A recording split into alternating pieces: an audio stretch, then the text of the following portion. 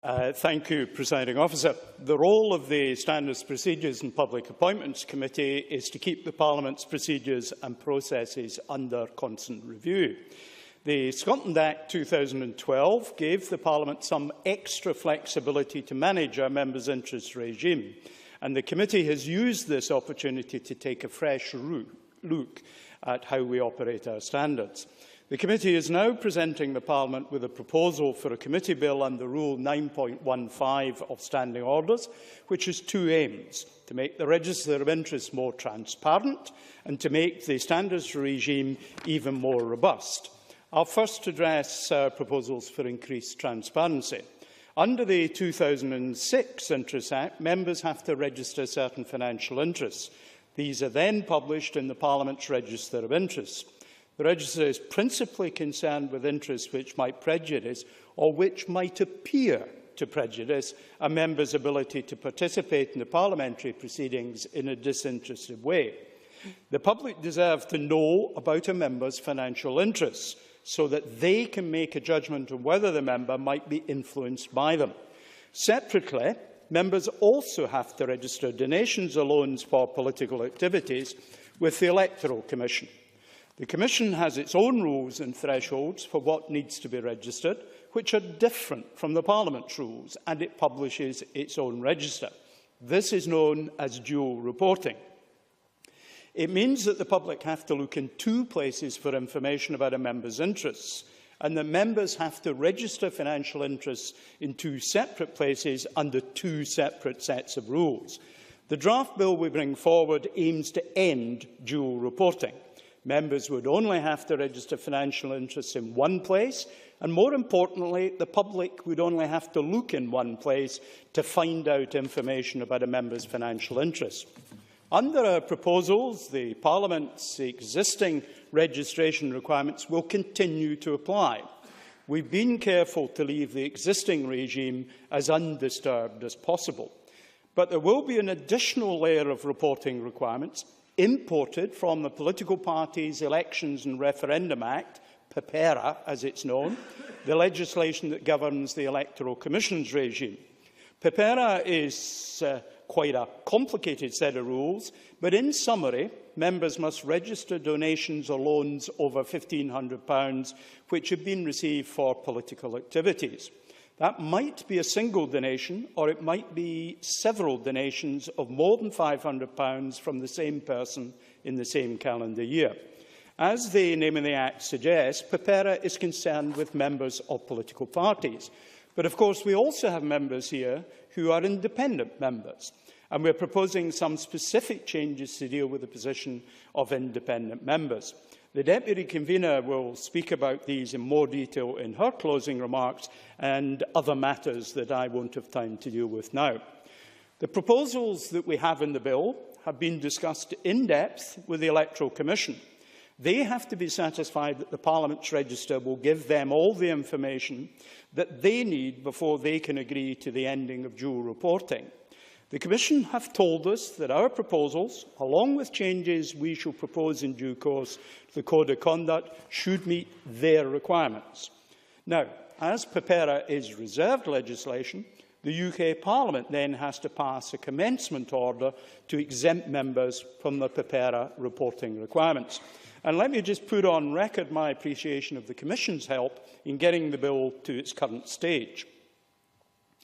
Between last year's referendum and this year's general election, the Commission are clearly busy, but they've always been very helpful in helping us navigate our way through their quite complex regime.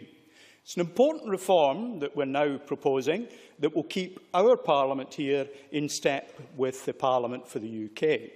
Dual reporting has already ended for Westminster MPs, and we understand that the other devolved institutions are also considering changes.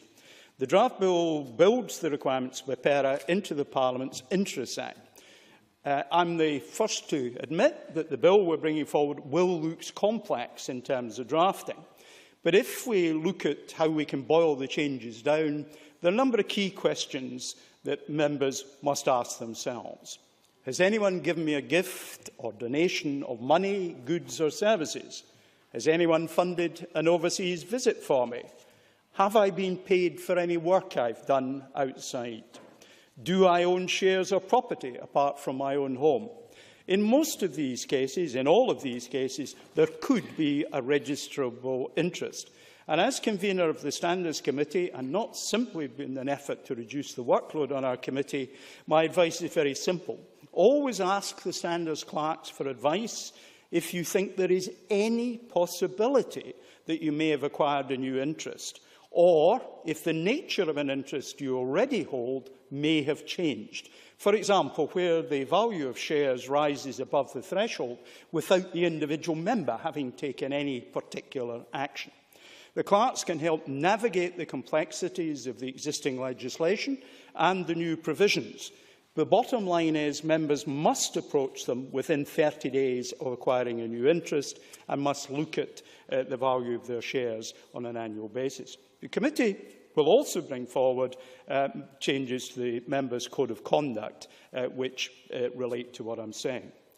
At the start of each new session, in particular the next one, the Standards clerks and officials from the Electoral Commission will arrange briefing sessions for members on what we expect the new rules to be. I believe that our proposals will mean a more streamlined system for members. They will only have to seek advice in one place, from our Standards clerk here in Parliament. They will only have to register interests in one place, here in Parliament. And the public will be able to find all a member's interests in one place, the Parliamentary Register. By increasing transparency, these proposals chime with other developments on the horizon, not least the proposal for a lobbying register, which we expect the Government to bring forward soon. One more benefit of ending dual reporting is that complaints about failing to register will all be dealt with by the Commissioner for Ethical Standards in Public Life in Scotland. At the moment, a complaint could be investigated by the Commissioner or by the Electoral Commission, or even by both at the same time. This can be confusing for the public to navigate and could also result in a member having to deal with two separate investigations into essentially the same complaint. Committee's proposals would streamline the process so that all complaints are dealt with by the Commissioner. So, to sum up our proposals for the ending of dual reporting, information about a member's financial interests will be available in one place for the public. Members will have a one-stop shop for advice on registering interests and will streamline the process for dealing with complaints. In addition, we propose, in the light of the Greco report, to lower the threshold for registering gifts from 1% of a member's salary at the start of a session to 0.5%.